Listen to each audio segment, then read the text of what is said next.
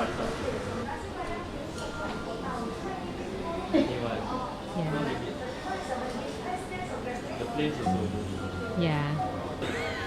What is that? You guess So lah. cute. Artist can. Yeah, I know, but my artist too many. Oh, we have a lot of people. I really draw like a kid, let's see.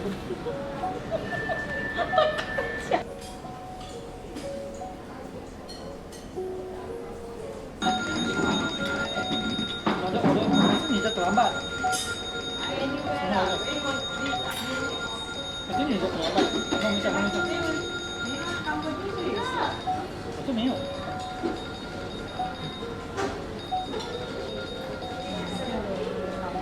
什么肉开关开？哎呦，狗狗的线路收开。不会跑掉。You be just like you give more or you give less sauce, but it doesn't alter the taste. 它不会变得太咸太甜还是怎样，它只是说我给你比较多的辣椒酱 so you can actually eat your appetite at home 啦 if you want.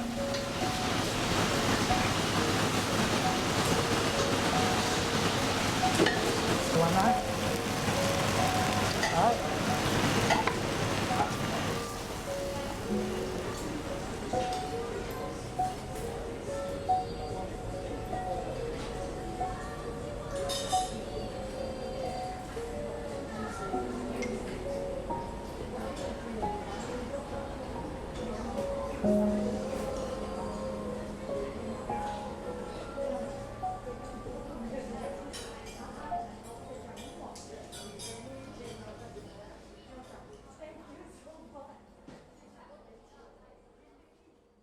So I am curious, how many of us, when looking at the food on our plates, you can identify probably some ingredients, probably some you're like, I have no idea what that is, but it's damn delicious.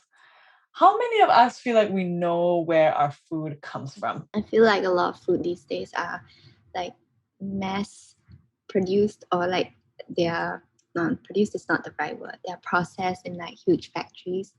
And so even though we oftentimes think that they come from farmers markets and stuff.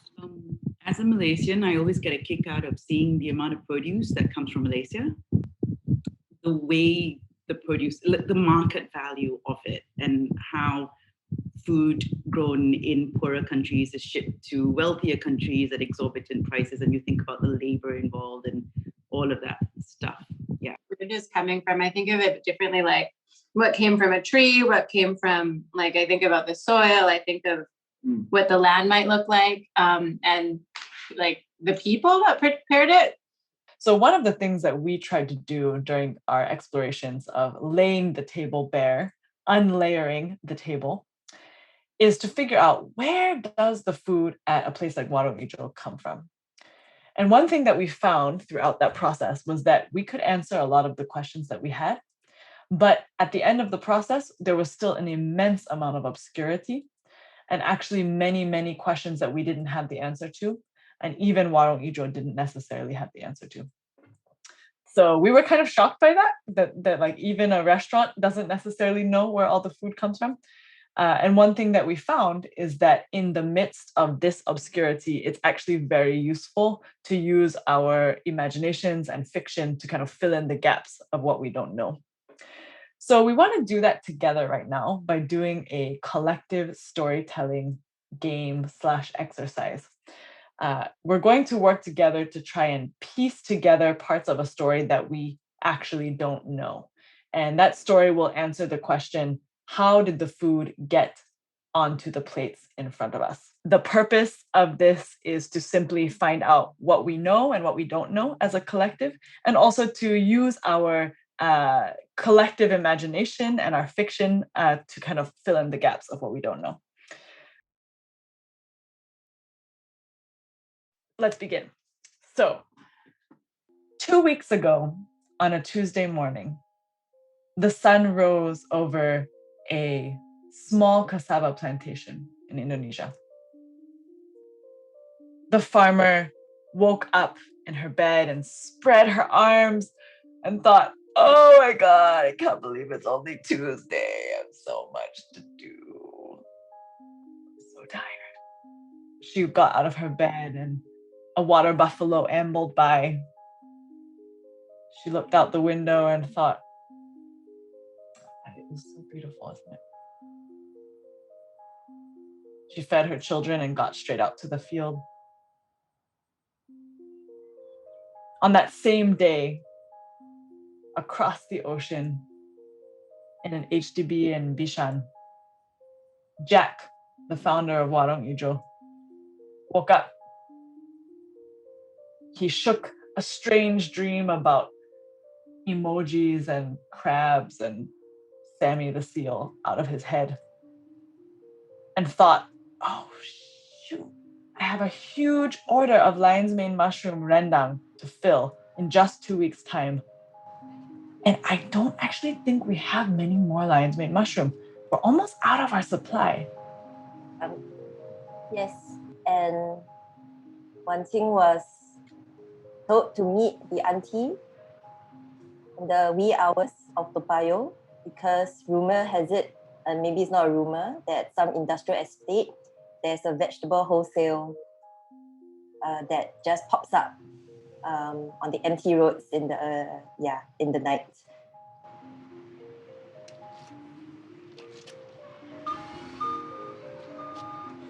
So actually, Toa Payoh is not so far from Bishan. It's actually very near. So they took the train, which is 2 train stops away, and then off the train station, he decided to walk along by, it wasn't too far. And then they discovered that the address of the location is actually a huge Buddhist temple. And everyone's in there having a vegetarian feast. Everyone's speaking in Hainanese, which they don't understand at all.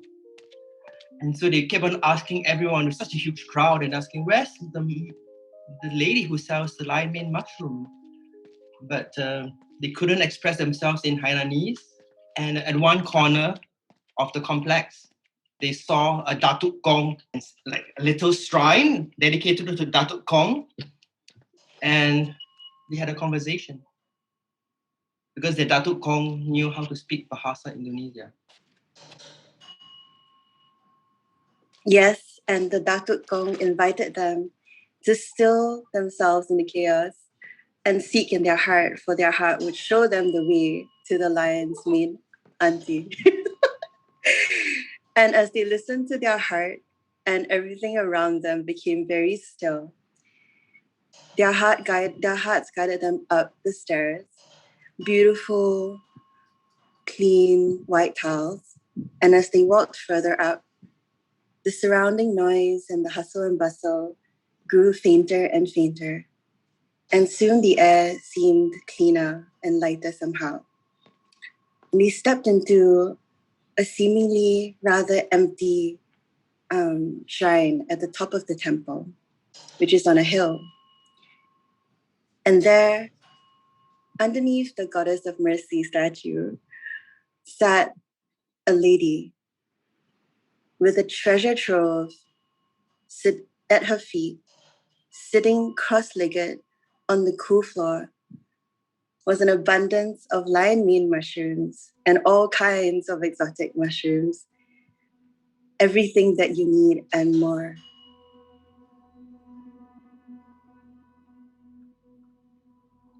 Yes, and while they were ecstatic, thinking that they had found the pinnacle of lion's head mushrooms, what they didn't realize was that this black market was actually a temple mafia. And while everything, they thought they had reached their destination, but in fact, you couldn't just walk in and have light shining down from the heavens, illuminate a patch of mushrooms for you to just help yourself to. You actually had to deal with a whole community of people who laid claim to this, and to which, even though you might be able to communicate with the Datuk Kong spiritually, you did not have the tools nor language to communicate with the actual living human beings who controlled the distribution and use of this paradise of mushrooms.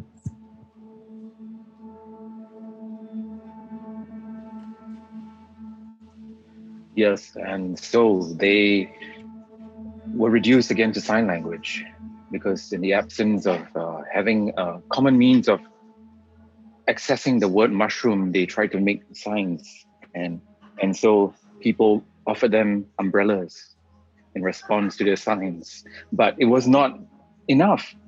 Eventually, they went and picked up a lion's mane mushroom at great risk to themselves, because suddenly forks came out, small knives came out, and people gathered around them and said, "What are you doing? Are you stealing? Are you appropriating what's not yours?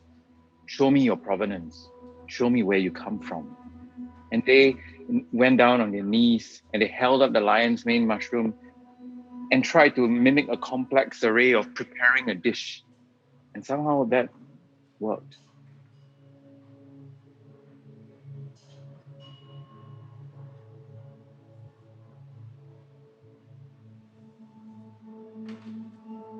Yes, and in that moment, someone busted into the place and said, "I'm from the Singapore Food Agency, and can I check on the whether this food has passed our inspection?" Yes, and the guy from the SFA said, "How badly do you want these mushrooms?" The Warung Ijo people were like, "Very badly." The SFA guy said, "It'll cost you." But when they brought it back to the restaurant, they realized peculiar qualities about the lion mane mushroom that were not similar to the ones that they typically use. So, for example, when they soaked it in water, they absorbed much more water than they are typically used to, and they didn't really know how to dissipate the water from the mushroom to be able to cook it well. Worrying about how they were going to salvage this mushroom dish, one of them decided to go pray to the Guan Yin statue that was in a hidden back alley of Kampung Glam, and ask Guan Yin for guidance, given that she's clearly now the patron saint of lion's mane mushrooms. And on this really, really long piece of tissue paper was actually written in handwriting with calligraphy ink, a series of codes. And he tried very best to decipher what was this code. So what the uncle did was that he took the tissue paper and he brought it back to the restaurant and asked all the colleagues all together solve the questions. And while the questions were, when they were solving the questions, and all of a sudden there was this door opening in front of them. And the auntie showed up in the door and said, "Yes." And so Jack and Wan Sing and the rest of the colleagues at Warung Ijo followed the auntie and the uncle to explore a vast mycelium network of spores and roots and interconnected webs that went underground Singapore. In fact, most of them followed the drain system, but there were also some that did not. So they went through the drains, popping up in and out of private properties to look at where they were and following the spores. And then I noticed that we went very deeply into fiction. That was awesome. And I'm curious if anyone has thoughts about, what were the parts of the actual process of that food arriving onto your plate that you had the hardest time imagining? I thought that the portion about sourcing the food is really quite surprising. Particularly so because we're only talking about just one ingredient at the moment. I can't imagine when they have to go through so many other ingredients that are not possibly found in Singapore. So that was kind of a surprise for me. You got to fly vegetables in, some of it. Is that such a great idea? That's why you have to have the mushrooms also partially in Singapore. Yeah.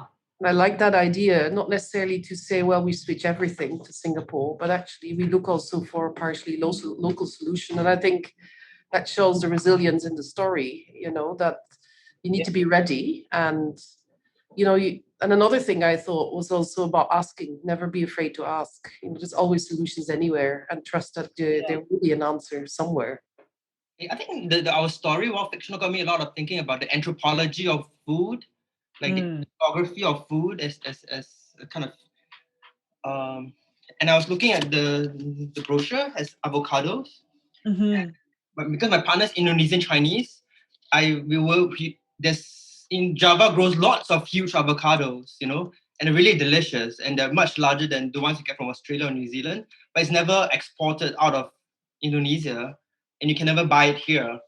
And so that got me thinking, is like, what I have for longest of time, I've always wondered why is that not a juicy, huge avocado so near to Singapore, not available here? At one moment, I did think that maybe it's best that it's consumed by locals, like it has to fulfill local demand first rather than export it out. And again, so alongside trying to sort of map out the networks and histories of the stories and intentions and people that went behind the food on our plates, we're very also interested in how the idea of food and the idea of hosting both really come together around the notion of intention and the gap between intention and reality. So as a host, we are oftentimes faced with situations where we're trying to provide a certain experience for our guests. And we thought at Brack that it would be very interesting to explore the notion of hosting from the perspective of a restaurant, because it's kind of like the epitome of one kind of hosting, where you try to create an experience and an atmosphere and a food experience for your customers. And one thing we're really interested in is how the principles and the values and the ideals of hosts can shine through in the curatorial choices that they make for their guests. We sincerely hope that reflection and that today's gathering in general can provide encouragement so that each of us can stay convicted in the ways that we attempt to manifest what we deeply care about amidst growing constraints. Circuit Breaker 2.0 and all that will come next. There are many things we can't control, and yet there are small spheres of influence in which we can exercise our agencies and manifest our values. We are going to be departing each other shortly. Sad to go, but we know that each of you probably have things you want to get on with in your lives and in your weekends. But we just want to leave you with two things. One of them is a link to something called Padlet, which is a little bit of an online platform where we're just compiling reflections and photos from today's session. So if you have any photos that you took of your food, or any thoughts, memories that you have from the experience, or anything that stood out to you, a little message that you want to write, if you could just put it in the link that we're going to drop in the chat, that would be perfect.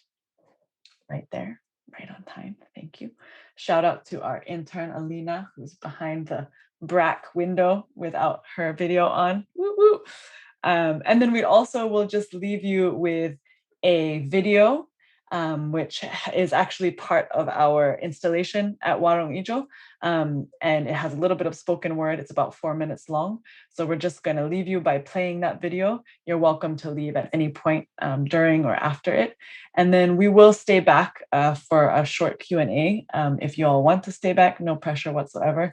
But we'll leave you with this video, and we thank you each so much for spending your lunchtime with us. We hope you enjoyed the food and that you got some more insights into where your food comes from, and that you're thinking a little bit more about hosting. It was a pleasure to host and be with all of you, and we really appreciate you making the time. So we'll leave you with this video and wish you well.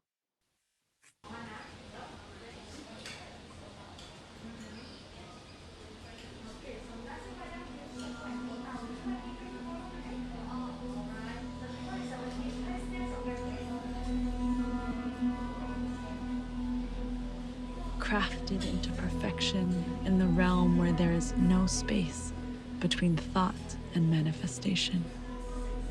A dream, unfolding, ethereal, reversible, correctable, tinged in gold with perfect weather. Best laid plans, space between folly and audacity. Tenuous, but oh so promising. Worth regaling to neighbors, to friends, to relations. And yet, amidst the angles, crunched constraints, waning attention, a moment, a glimmer of awareness, clock hands ticking, hunger pangs, that sinking feeling that all is not playing out the way you had imagined. The few moments in each day, they huddled together, crowded at the edge of a weary bed, looking down at their feet, wondering if it is worth it. Their focus ricocheting between what could have been and what was. Memories melting into mud, blurry smiles, all that was shared. The messy incompleteness of each sight that fell short of vision.